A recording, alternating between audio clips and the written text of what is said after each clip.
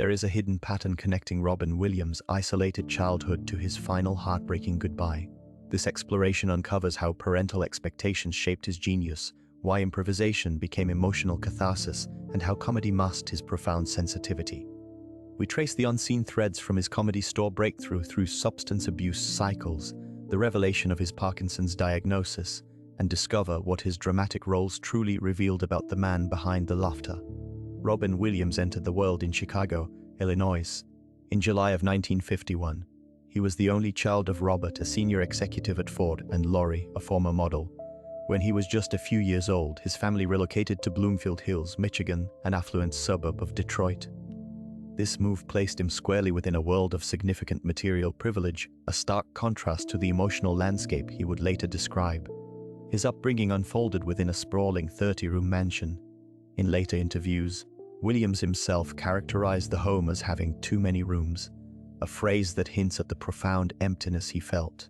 While the house was filled with objects, it was often devoid of companionship, creating an environment of privileged isolation. Psychological studies suggest that such environments, rich in resources but poor in emotional connection, can foster a deep-seated sense of loneliness in a developing child. To fill the silent spaces, the young Robin turned inward, cultivating a rich inner world. He discovered a treasure trove of comedy records, immersing himself in the voices of Jonathan Winters and other masters. In that large, quiet house, he began to practice creating characters and voices, not for an audience, but to entertain himself. This self-directed play became a crucial coping mechanism, a way to populate the emptiness with invented personalities. Psychologists note that this early self-amusement through performance is a common thread in the biographies of many comedians. The creation of multiple voices can serve as both a shield and an outlet, allowing a child to express different facets of their personality safely. For Williams, this solitary practice was the foundational workshop where he first forged the comedic tools that would later define his career, building a vibrant, noisy universe to counteract the quiet solitude of his youth. Yet this vibrant inner world existed alongside another powerful force that would profoundly shape his development.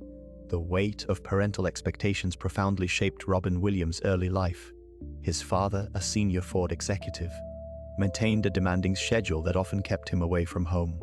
His mother, a former model, possessed a sharp wit but was similarly occupied with social commitments. According to contemporaries' recollections, this created a household of traditional values where emotional distance was common. Williams later reflected on feeling a constant pressure to pursue a conventional and secure career path, an expectation that weighed heavily on him during his formative years. Psychological analysis suggests that such environments can foster a deep-seated need for approval. In his autobiography, it is mentioned that Williams described his childhood home as proper but sometimes lonely. This experience is often linked to the development of a performer's personality, where the stage becomes a substitute for familial connection and affirmation. The primary emotional outlet he found was through his mother's unique sense of humor. Her quick, intelligent jokes first sparked his own comedic interest, providing a template for using wit as both a shield and a means of connection. This early dynamic created a complex internal conflict. He felt compelled to meet his parents' standards for success while simultaneously being drawn to the unpredictable world of comedy, which stood in stark contrast to those very expectations. Researchers note that such a dichotomy can fuel immense creative energy. For Williams, the clown persona became a vessel for this tension, a way to achieve the recognition he craved while simultaneously expressing the profound sadness born from a sense of not fully belonging. His comedy, therefore, was never merely jokes, it was a nuanced performance of the self. This creative tension found its earliest outlet in the imaginative worlds Williams constructed during his solitary childhood. Finding solace in imagination became a crucial psychological refuge for the young Robin Williams. In the quiet solitude of his room, he meticulously orchestrated entire worlds with his collection of 2,000 toy soldiers, giving each a distinct voice and personality. Childhood friends recall his remarkable talent for impersonation even then, with one noting, "He could shift between a dozen characters in minutes, just to make you laugh." This was not merely play, but a profound exercise in creating an internal locus of control. Psychologists note that children often construct elaborate fantasy realms as a coping mechanism for feelings of isolation or a lack of control in their external environment. For Williams, this inner world became a sanctuary. His need to elicit laughter from those around him was palpable. A close friend from his school years observed, he was driven by this deep-seated need to connect, to break the tension in any room. The laughter was his validation.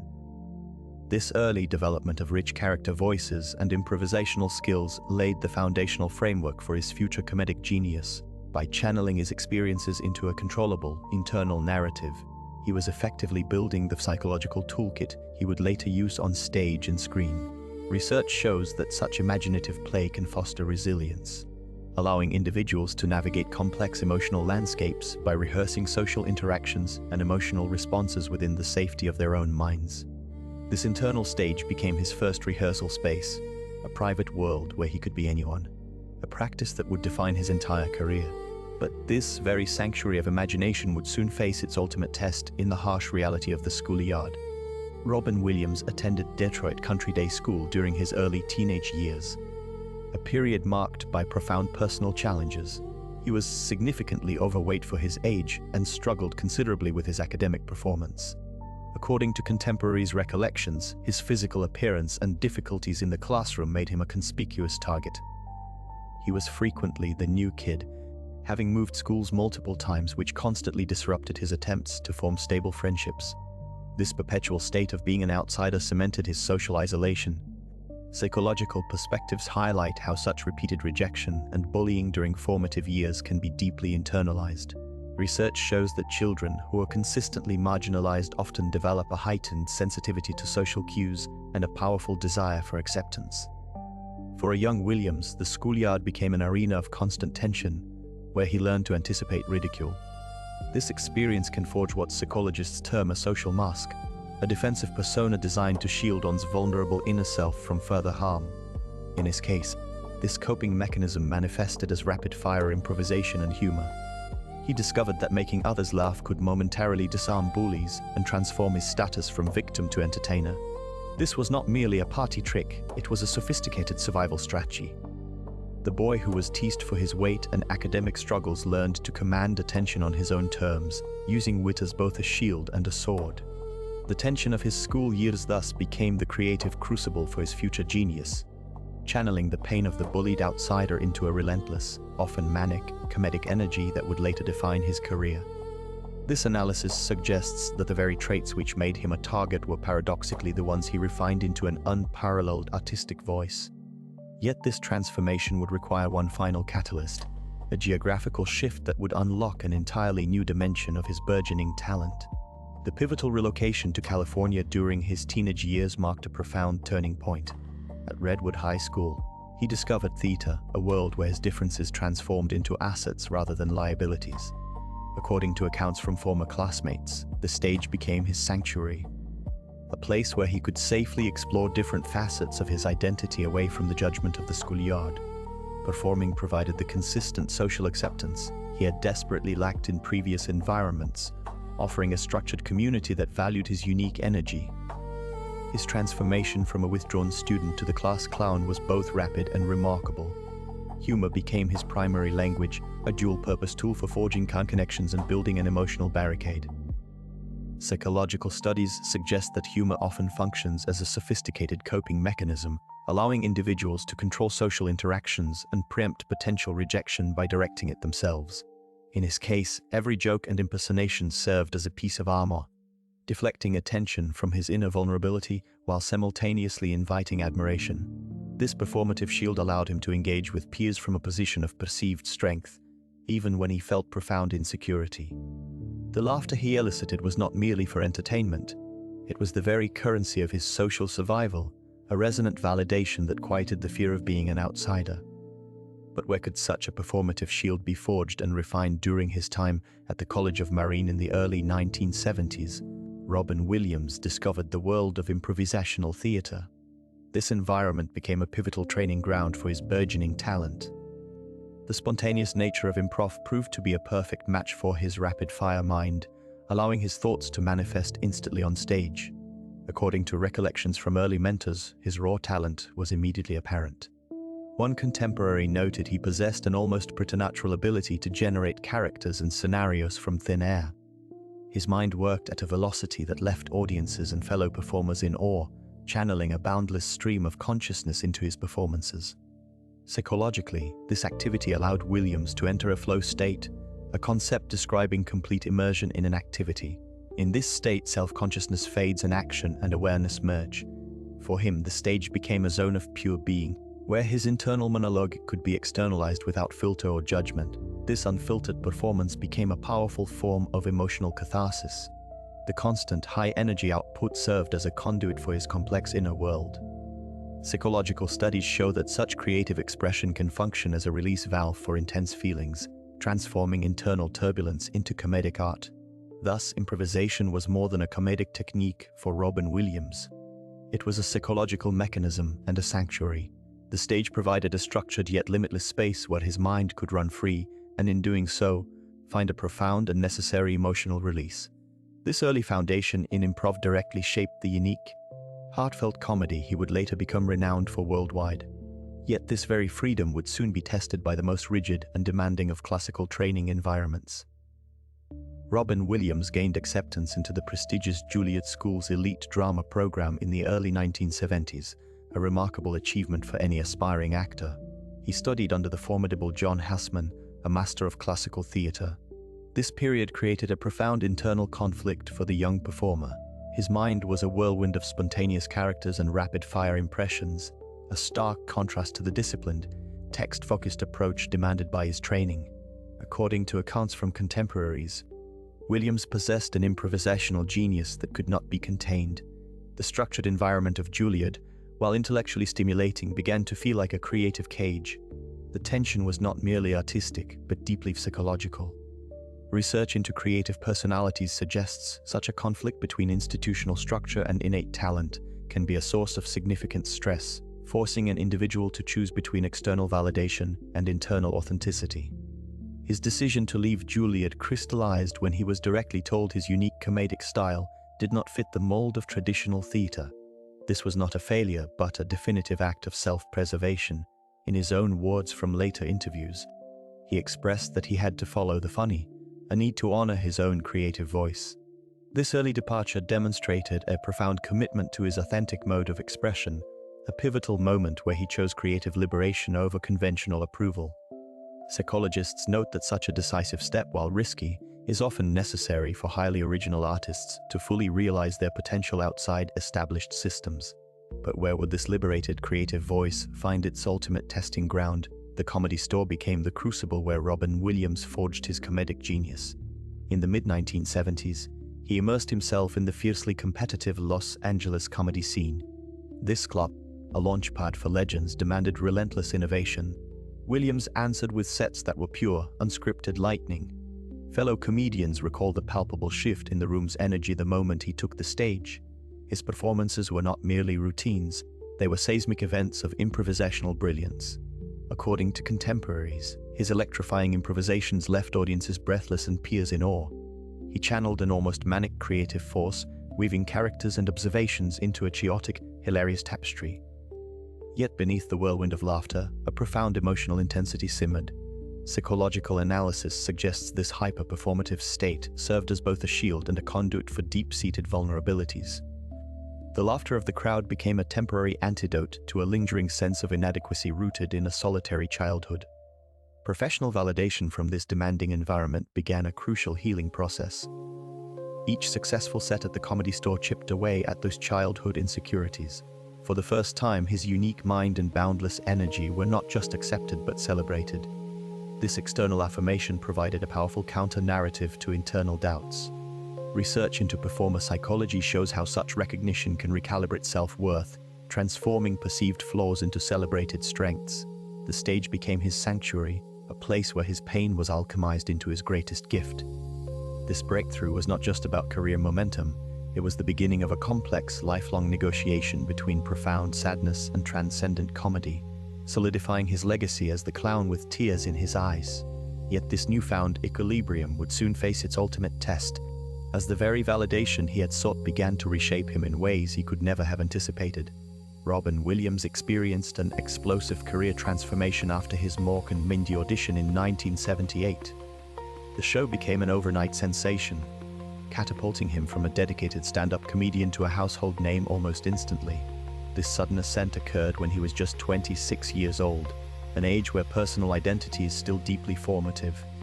According to recollections from contemporaries, Williams described this period as being shot out of a cannon. The immediate and intense public adoration created a profound dissonance between his private self and his public persona. He reportedly confided in friends about feeling like a fraud, a classic manifestation of imposter syndrome where an individual doubts their accomplishments and fears being exposed as inadequate. Psychological studies show that rapid, unexpected success can severely disrupt one's sense of self, leading to identity confusion. In his autobiography, it is mentioned that Williams expressed deeply mixed feelings about his instant fame. He once stated, "The fame was a monster that needed to be fed every day, but I was never sure it was really feeding it." This quote perfectly captures the internal tension between the grateful performer and the overwhelmed private individual. Psychologists note that without a stable foundation, such a whirlwind can make an individual feel their success is accidental and unrelated to their actual talent or effort. The psychological concepts illustrate how the clown with tears in his eyes archetype began to solidify during this period. The man behind the boundless energy and improvisational genius was grappling with the very real pressure of maintaining a character the world now demanded. This foundational crisis of identity, triggered by overnight fame, would become a recurring theme throughout his life and creative work, a silent struggle playing out behind a very public and joyful exterior. The laughter he generated for millions often existed alongside a personal quest for authenticity. Yet this search for authenticity would soon reveal a deeper, more troubling dimension to his creative process. The relentless demand for comedic perfection created a devastating psychological toll. Robin Williams existed in a perpetual state of performance, a pressure cooker environment where his brilliant, rapid-fire wit became both his greatest asset and a source of immense internal strain. This unceasing need to be on for audiences, talk shows, and social gatherings fueled a profound emptiness. Psychological studies show that such a chasm between a public persona and private self can lead to severe emotional dysregulation, where genuine feelings are suppressed beneath a manufactured exterior. To maintain this exhausting facade, he increasingly turned to substances. During the late 1970s and throughout the 1980s, cocaine became a tool to accelerate his mind further, while alcohol served to numb the ensuing crash and quiet the internal chaos. Close friends from that era recalled a man who used these stimulants and depressants as a chemical throttle for his racing thoughts. His autobiography mentions this period as a blur of hotel rooms and green rooms, where the laughter of thousands was often followed by a profound, isolating silence.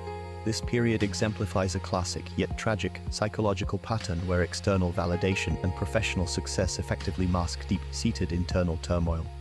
The roaring applause and critical acclaim acted as a soundproof barrier, preventing the outside world from hearing his silent screams. Researchers describe this as a form of perfectionistic self-presentation, where the individual fears that revealing any vulnerability will shatter their entire constructed identity. The brilliant comic was, in effect, a prisoner of his own genius. In later reflections, Williams spoke with poignant clarity about this self-destructive phase. He described it as trying to fill a void, a desperate attempt to outrun his own mind. In one interview, he stated, "The thing about cocaine is that it makes you a new man, and the first thing the new man wants is more cocaine." This raw honesty revealed his understanding that the substances were a misguided solution to a profound psychological pain. He acknowledged the immense cost of that brilliance, a price paid in solitude and years of internal struggle before he sought a healthier path. Yet this very attempt to escape his own mind through substances reveals a deeper, more universal struggle, one where the line between creative fuel and psychological crumble becomes dangerously blurred. Robin Williams' decades-long battle with addiction presents a profound case study in the psychological framework of self-medication. The relentless, high-energy creativity that defined his public persona was fueled by a mind in constant motion. According to contemporaries, his internal world was a whirlwind of thoughts and characters. This cognitive velocity, while a source of genius, also generated immense performance anxiety and a deep-seated need for mental quietude. Substances became a chemical refuge, a temporary mechanism to mute the internal noise. Research on addiction and creative personalities frequently highlights this pattern. The very traits that drive artistic innovation, such as heightened sensitivity and a rich inner world, can also increase vulnerability to substance use as a coping strategy. Substances offered a fleeting escape from the immense pressure he placed upon himself. This was not a simple pursuit of pleasure, but a desperate attempt to regulate an overwhelming internal state. The psychological relief, however, was always temporary and illusory.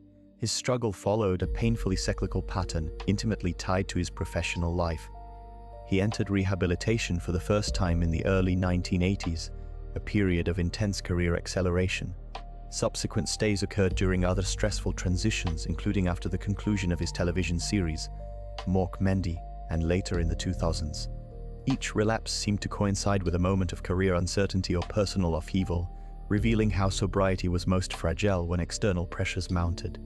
The stage, which was his sanctuary, also demanded a psychological toll that he sought to numb. In his own words from an interview, he once described the feeling as a constant hum in the background, like a motor that never shuts off. This metaphor powerfully illustrates the internal engine he sought to silence. Ultimately, the self-medication hypothesis suggests his addiction was a maladaptive solution to profound psychological distress. The substances that offered a momentary pause from his racing thoughts ultimately created a deeper, more complex tragedy, underscoring the devastating paradox where the attempted cure becomes the very source of the malady. Yet even as this cycle of self-medication deepened, there were moments when the veil would lift, revealing a different path forward through profound personal realizations. Robin Williams experienced significant periods of sobriety throughout his life, each marked by profound personal catalysts. The tragic overdose death of his close friend John Belushi in 1982 served as a stark warning. This event reportedly prompted his first major commitment to clean living, a period where he abstained from cocaine and alcohol for many years. The birth of his son, Zachary, in 1983 further solidified this resolve, providing a powerful emotional anchor and a compelling reason to maintain his health. In his autobiography, it is mentioned that fatherhood offered him a new perspective and a profound sense of responsibility that helped him navigate the temptations inherent in his profession. The psychological challenges of maintaining this sobriety within the entertainment industry were immense. The constant pressure to perform, coupled with the pervasive availability of substances, created a high-risk environment. Psychological studies note that the culture of late-night parties and the need to manage performance anxiety can be formidable obstacles for individuals in recovery. Williams was navigating a world where substance use was often normalized. Making his commitment an ongoing internal struggle, he had to develop alternative coping mechanisms for the stress and emotional turbulence that he had previously medicated with drugs and alcohol. His openness about his addiction struggles became a defining feature of his recovery journey. He spoke publicly about his relapses and recommitments to sobriety, framing his vulnerability as a form of strength. In one interview, he stated, "You are only as sick as your secrets," highlighting his belief in the therapeutic power of honesty. This transparency not only aided his own process, but also served as a source of inspiration for countless others facing similar battles. By demystifying addiction, he transformed his personal struggle into a public dialogue about resilience and the non-linear nature of healing. His journey illustrated that recovery is often a series of cycles, not a single destination, and that each period of sobriety, no matter its length, represents a significant victory. Yet these cycles of recovery existed alongside another profound reality that would ultimately reshape how we understand his creative genius. The bipolar spectrum discussion surrounding Robin Williams reveals complex emotional patterns that shaped his creative process. Colleagues frequently observed periods of extraordinary energy where he generated comedic material with seemingly boundless inventiveness. These creative surges often lasted for weeks, characterized by what friends described as a torrent of ideas that left collaborators struggling to keep pace. His writing sessions during these periods produced some of his most memorable improvisational work, with material flowing in what observers called a continuous stream of consciousness. These highly productive phases consistently gave way to periods of profound quietness and withdrawal. In his own words from a 1999 interview, Williams described these transitions. "You have these incredible highs where everything connects, followed by moments when the world goes quiet, almost muffled." Psychological perspectives suggest such cyclical emotional experiences, while emotionally taxing, can create conditions for exceptional artistic output. The heightened sensitivity during elevated states may enhance creative association, while the subsequent low periods provide necessary reflection and editing distance. Research into creative cognition indicates that what psychologists term emotional lability often correlates with enhanced pattern recognition and novel idea generation. The same neurological mechanisms that permit rapid associative thinking during elevated moods may also contribute to emotional exhaustion afterward. Williams himself acknowledged this dynamic in a 2006 conversation, stating, "The engine runs hot, then it needs to cool down, sometimes too much." This pattern reflects what psychological studies identify as the dual aspect of creative temperament, where the same characteristics that fuel artistic innovation can simultaneously create personal vulnerability. Contemporary accounts from the late 1990s document specific instances where weeks of intense creative output on film sets were followed by periods where Williams would retreat from social engagements. Psychological literature notes that such oscillation between high productivity and restorative withdrawal represents a common pattern among creative performers. Without speculating about clinical conditions, these observable cycles demonstrate how emotional extremes can simultaneously drive artistic expression and necessitate recovery periods, creating what one biographer termed the necessary rhythm of the creative life. Yet even within this cycle of creative turbulence, Williams would discover a stabilizing force that offered respite from these extremes. The birth of his son Zachary in 1983 marked a profound turning point for Robin Williams. Becoming a father fundamentally reshaped his priorities, shifting his focus from the whirlwind of his career to the quiet responsibilities of home. He often described this new chapter as finding his true north, an emotional anchor in a life previously defined by professional chaos and personal restlessness. This transition aligns with the psychological concept of generativity, a stage where individuals find deep meaning and purpose in nurturing and guiding the next generation. For Williams, this was not an abstract idea but a lived reality. His devotion only deepened with the arrival of his daughter Zelda in 1989 and his second son Cody in 1991. Friends and colleagues noted how he would rearrange his entire filming schedule to be present for school events and bedtime stories. In one interview, he stated, "My children are the best part of my life, the part that keeps me sane." This commitment provided a crucial stability that his demanding career in comedy and film often lacked. The relentless pressure to perform and create could be isolating, but fatherhood offered an unconditional, grounding love. Psychological research shows that such generative acts can serve as a powerful protective factor for mental well-being. By investing wholeheartedly in his children's lives, Williams channeled his immense emotional capacity into a stable, enduring structure. His love for Zachary, Zelda and Cody became his most significant role, a part he played with unwavering dedication off-screen. This nurturing provided a consistent sense of purpose that counterbalanced the inherent volatility of artistic life, offering him a resolution and a profound connection to the future. While his family provided emotional stability, Williams also discovered another anchor in the physical world, one that offered a different kind of clarity. For Robin Williams, cycling represented far more than simple physical exercise. According to contemporaries, he embraced the sport with a profound passion, viewing long rides as a crucial mental health strategy. The rhythmic, repetitive nature of pedaling provided a moving meditation, a temporary escape from the relentless pace of his thoughts. This activity offered a dual benefit. The intense physical exertion released endorphins, while the established routine created a stabilizing structure in his often chaotic schedule. The cycling community became an unexpected sanctuary for him. Unlike the entertainment industry, these friendships were not predicated on his celebrity status or comedic performance. Fellow riders knew him simply as Robin, a man on a bike, sharing the road and the struggle of a steep climb. This provided a rare form of social connection devoid of professional expectation. He found genuine camaraderie in the shared, silent understanding of a grueling workout, a support system based on mutual effort rather than applause. Psychological research shows that such non-performance-based social bonds are vital for emotional well-being, offering a safe space for authenticity. The combination of routine, physical exertion, and this specific type of social connection created a powerful trifecta for managing his internal landscape. It was a practical, daily application of coping mechanisms that helped him navigate the complexities of his emotional health, providing both a literal and figurative path forward away from the spotlight's intense glare.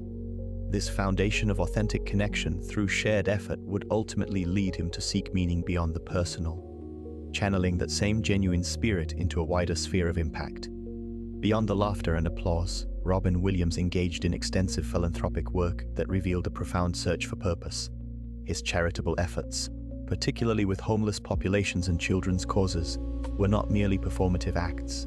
According to contemporaries, his commitment was deeply personal. He made numerous unpublicized visits to children's hospitals, bringing his unique brand of improvisational joy to young patients.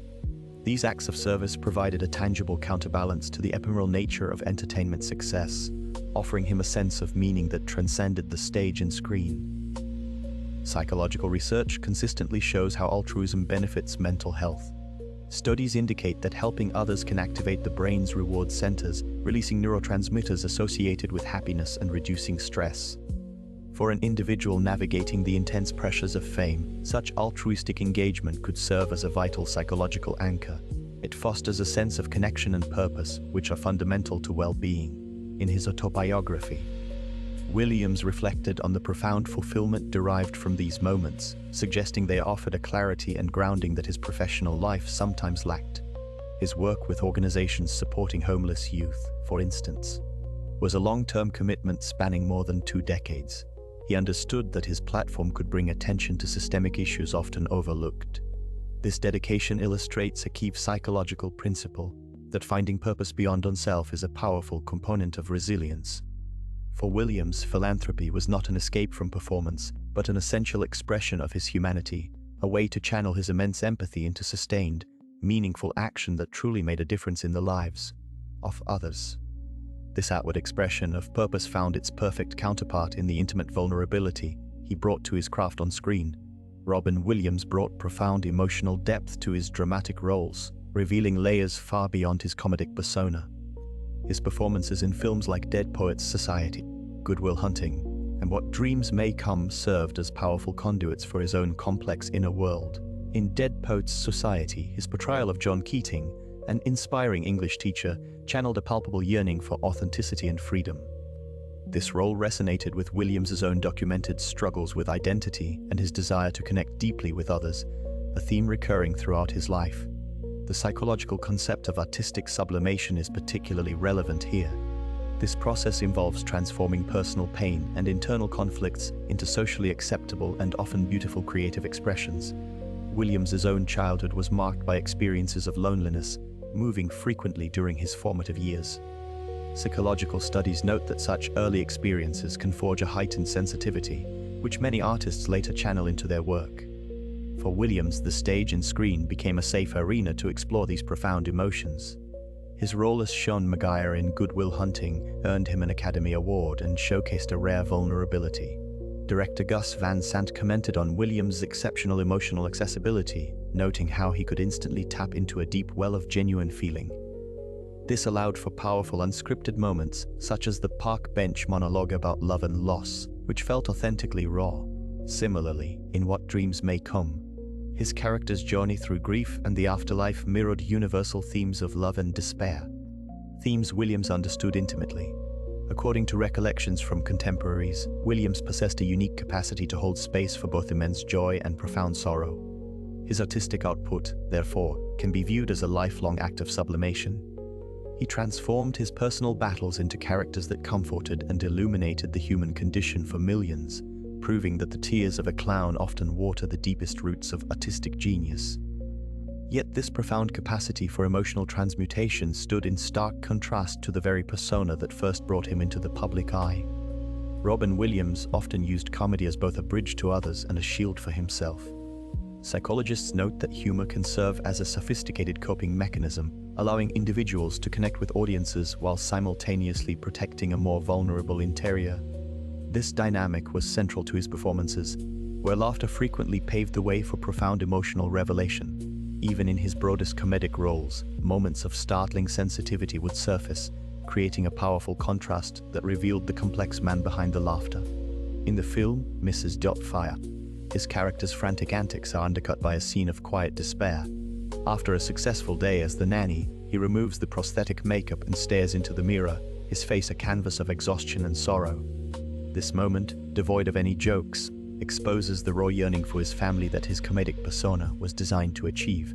The comedy masks the pain, but the film wisely lets the mask slip, showing the profound sensitivity beneath the performance. Similarly, in Good Will Hunting, his character uses humor to disarm a brilliant but troubled young man. The famous park bench scene begins with light-hearted banter but evolves into a heartfelt monologue about love and loss.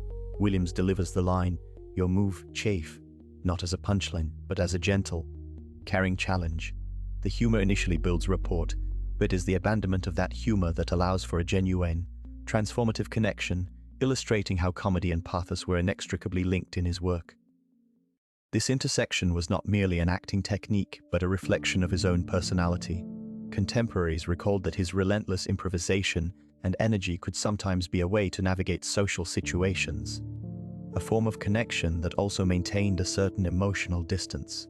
Research into comedic personalities often suggests that a heightened sensitivity to the world's pain can fuel the desire to counteract it with laughter. For Robin Williams, the clown's smile was not a lie, but one part of a much richer, more complicated emotional truth, where comedy served as both the doorway to his heart and the wall that protected it. This delicate balance between outward expression and inner protection reveals a deeper psychological dynamic at play. The paradox of Robin Williams's life presents a profound psychological landscape where public joy masked immense private pain. This dichotomy represents a classic, though extreme, manifestation of what psychologists describe as smiling depression. Individuals with this condition maintain a facade of happiness and high functionality while internally grappling with significant emotional distress. Research shows this state often requires immense cognitive and emotional energy to sustain, creating a draining internal conflict between the presented self and the experienced self. For a performer of Williams's caliber, this act became a professional requirement, yet it exacted a heavy personal toll. He once revealed the exhausting mechanics behind his comic genius in an interview. "The thing that is difficult for people to understand is the amount of energy you expend when you are that intensely up," Williams stated.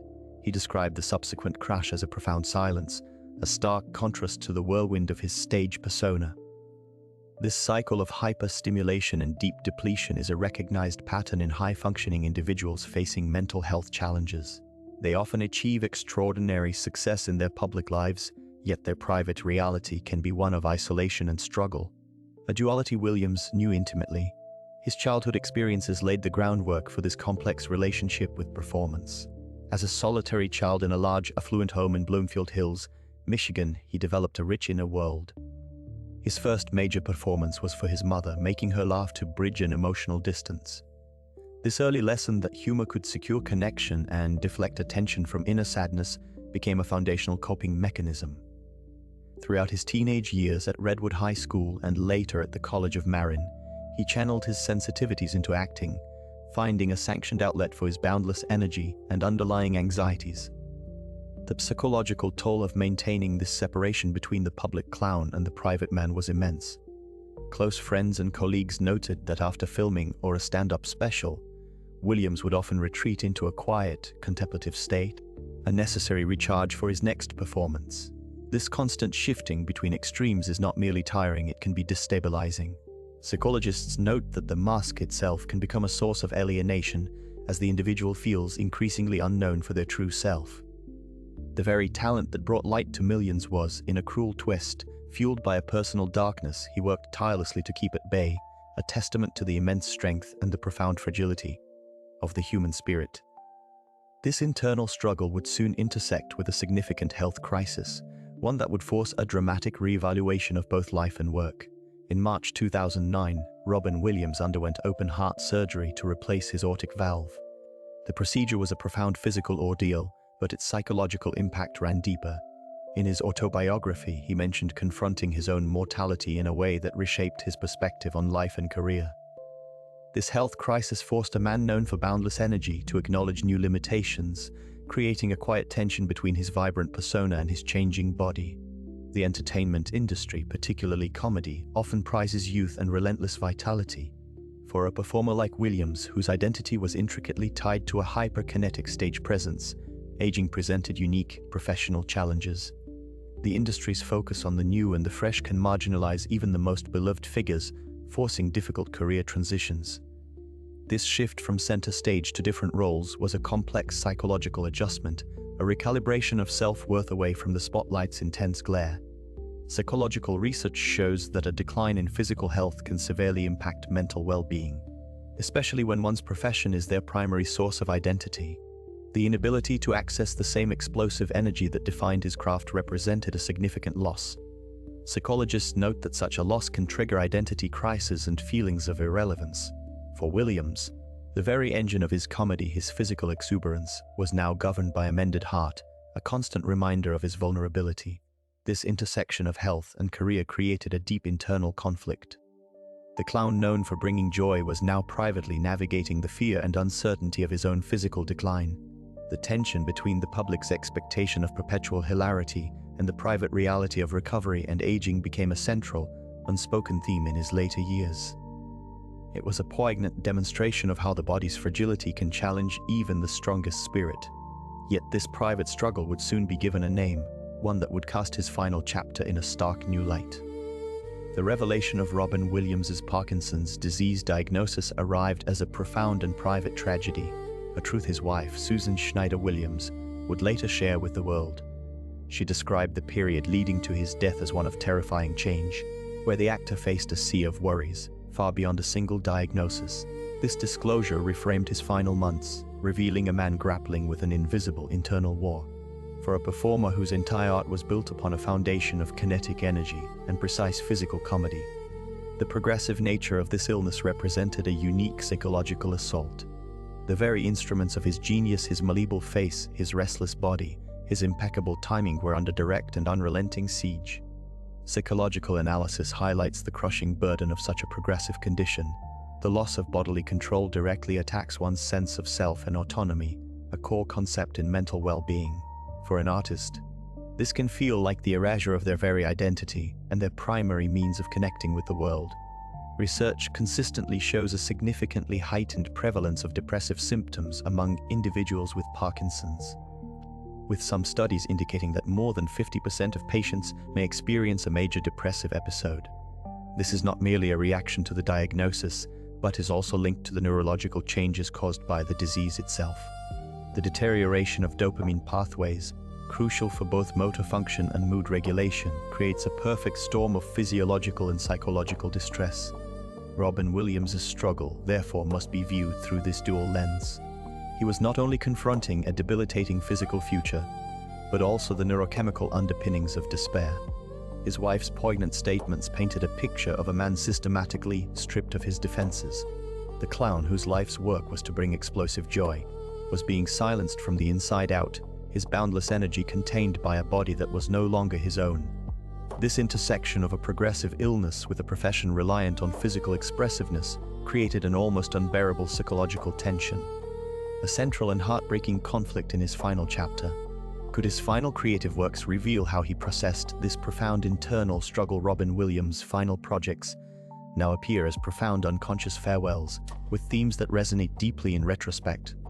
His last completed film, The Angriest Man in Brooklyn, presents a man confronting his own mortality after being misdiagnosed with only 90 minutes to live. The film's exploration of regret, reconciliation, and the frantic attempt to make amends feels strikingly prophetic. Similarly, his last television series, The Crazy Ones, centered on the volatile genius of an advertising executive, a role that mirrored Williams' own improvisational brilliance and the immense pressures of sustained creativity. These roles collectively channeled a preoccupation with life's fragility and the psyche of a performer. From a psychological perspective, artists frequently process their internal struggles through their creative output. Psychologists note that creative work can serve as a form of sublimation, where personal anxieties are transformed into artistic expression. Research shows that for many performers, their craft becomes a conduit for exploring complex emotions they might not otherwise articulate. In Williams' case, his choice of these specific roles, one grappling directly with death and another with the tumult of genius, suggests a subconscious working through of profound personal themes. These final performances stand as a poignant legacy. They were not overtly about saying goodbye, yet they are imbued with a raw honesty about human vulnerability and the creative spirit. The projects serve as an unintentional but powerful final testament, allowing audiences to witness an artist, perhaps unknowingly, weaving his deepest human concerns into the fabric of his last characters. This lends his filmography a new layer of meaning, where fiction and a difficult reality converge with heartbreaking clarity. But what complex psychological factors could lead an artist to unconsciously embed such profound vulnerability into their final works? The psychological underpinnings of suicide represent a profoundly complex interplay of factors, where no single cause provides a sufficient explanation. Psychological research consistently demonstrates that suicide typically arises from a convergence of multiple vulnerabilities. These can include severe mental health conditions like major depression, significant physical health declines, and acute psychosocial stressors. In cases involving individuals with chronic or terminal illnesses, this complexity is further intensified by the interplay of pain, medication side effects, and existential despair. Research into suicide among those with chronic conditions highlights a particularly vulnerable population. The relentless progression of a debilitating disease can lead to a state of learned helplessness, where an individual feels a complete loss of control over their life and future. The side effects of powerful medications, such as those used to treat conditions like Parkinson's disease, can also contribute significantly. These pharmaceuticals may induce or exacerbate severe depression, anxiety, or psychosis in a subset of patients, creating a dangerous chemical storm within the brain that can overwhelm coping mechanisms. This context brings forth the contentious ethical debate surrounding the concept of rational suicide. This perspective argues that a mentally competent individual facing a terminal illness and unremitting suffering may make a reasoned decision to end their life. Proponents suggest it is an act of autonomy, while opponents emphasize that treatable depression often clouds judgment. Psychological analysts note that distinguishing a rational choice from one driven by a treatable mental health condition remains one of the most challenging tasks in clinical practice. The debate forces a difficult examination of where profound, understandable despair ends and a clinically significant and potentially treatable mental disorder begins. Ultimately, a psychological analysis rejects simplistic narratives. It acknowledges that for some, the cumulative weight of physical pain, the psychological torment of depression, the altering effects of medications, and a perceived loss of purpose or identity can create an unbearable psychic pain. The person may perceive suicide not as a desire for death, but as the only available solution to terminate what feels like interminable suffering. Understanding this multifaceted convergence is crucial for developing more effective, compassionate prevention and support strategies that address the whole person, not just a single symptom or diagnosis. Yet within this complex understanding of unbearable pain lies a surprising truth about how such profound struggles can paradoxically give rise to something entirely different. Robin Williams left a profound legacy that transcended the tragic circumstances of his death. His lasting impact is perhaps most powerfully felt in the public conversation about mental health. By openly discussing his own struggles with depression and addiction, Williams helped destigmatize these conditions for millions. Psychologists note that when public figures share such personal challenges, it creates a powerful permission for others to seek help without shame. His vulnerability demonstrated that mental health difficulties could affect anyone, regardless of success or outward humor. Beyond awareness, his philanthropic vision continues through the Robin Williams Fund. Established to support performing arts education, the fund ensures his passion for nurturing creativity lives on. It provides resources and opportunities for young artists, reflecting his belief in the transformative power of the arts. This enduring institution channels his generous spirit into tangible support for future generations.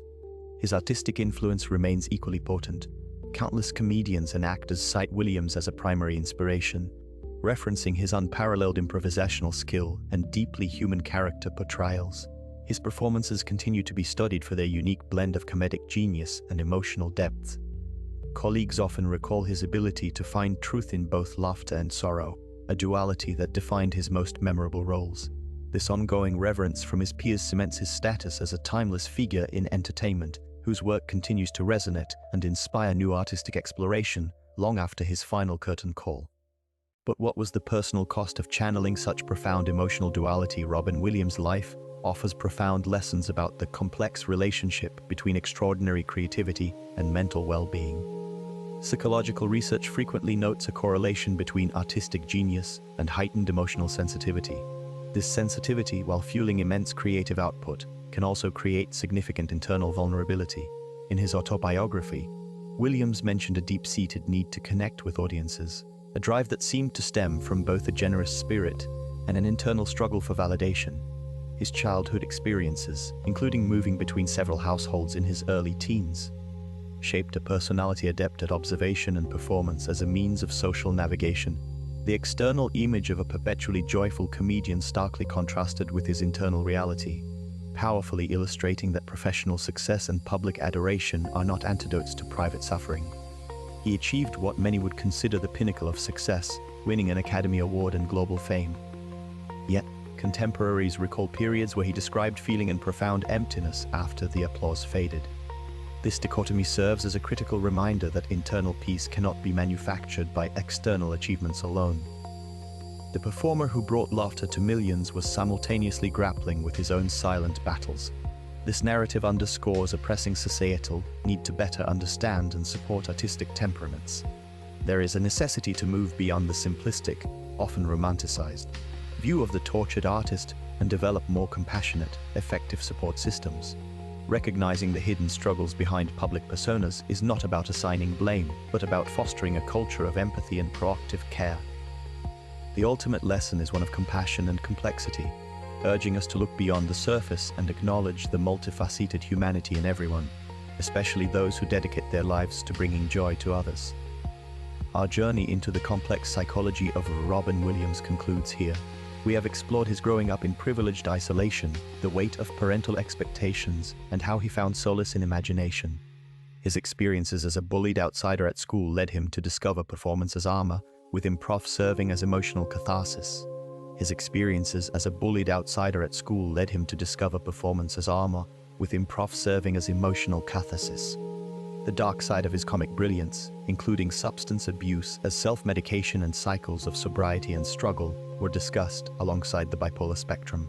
Fatherhood as an emotional anchor, cycling and community support, and philanthropy as purpose beyond performance were also highlighted. His dramatic roles revealed inner depth, with his comedy masking profound sensitivity, embodying the paradox of public joy and private pain. We also examined health issues and career transitions, the Parkinson's diagnosis revelation, and how his final projects served as unconscious farewells. Finally, we considered the complex psychology of suicide and his legacy beyond the tragic ending, offering lessons in compassion and complexity. Subscribe to our channel to not miss new episodes. See you soon.